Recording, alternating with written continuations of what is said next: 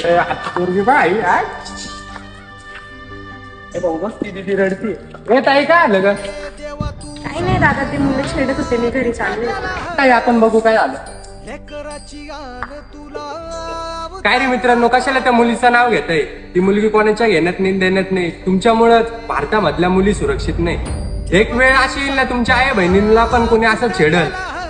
माझ्या बोलण्याचं तुम्हाला वाईट वाटलं असेल, पण एक गोष्ट कायम लक्षात ठेवा, एखाद्या मुलीला छेडताना 10 वेळेस विचार करा. तुमच्या पण घरात आई आहे आणि तुमची पण बहीण जवानी. अंधारल्या दाही दिशा